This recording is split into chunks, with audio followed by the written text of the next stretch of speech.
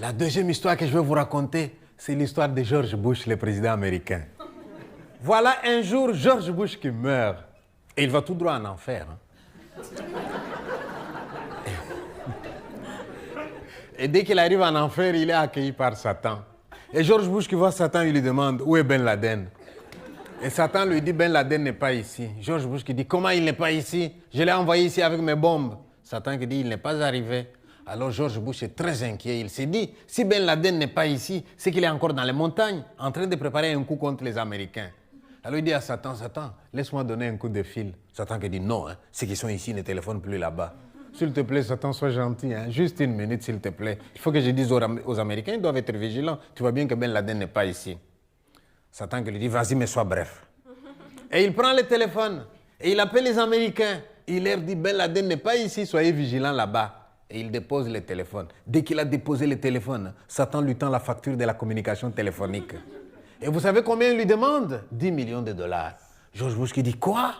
Je veux parler pendant 1 minute seulement et tu me demandes 10 millions. Satan qui lui dit, ah oui, les États-Unis, c'est pas la porte d'à côté. Allez, tu payes. Eh bien, on ne discute pas avec Satan. Il prend son chèque, il tire un chèque, 10 millions, il paye. La reine Elisabeth d'Angleterre qui dormait dans son coin se réveille. Elle veut téléphoner aussi. Et Satan qui lui dit, mais toi, tu étais calme jusque-là, c'est quoi? La reine qui dit, laisse-moi téléphoner. Tu sais, l'accident de Diana, là, c'est pas clair. Je voudrais savoir où ils en sont avec les enquêtes. Elle prend le téléphone, elle aussi. Elle parle pendant 2 minutes. Dès qu'elle a fini, facture 10 millions de livres sterling. Mais Satan, t'es pas gentil, hein? Satan qui dit, je n'ai jamais été gentil, moi. Allez, tu payes. Elle prend son chèque, elle tire un chèque, elle paye. Il y a un troisième, un dernier qui va appeler. Et le troisième, vous savez comment il s'appelle? Mobutu, l'ancien dictateur du Congo.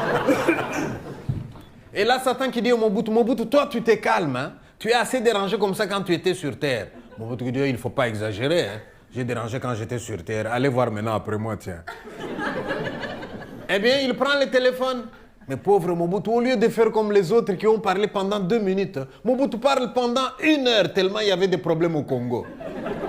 Et dès qu'il a fini, Satan lui donne la facture de la communication téléphonique. Et vous savez combien il lui demande? 3 dollars seulement.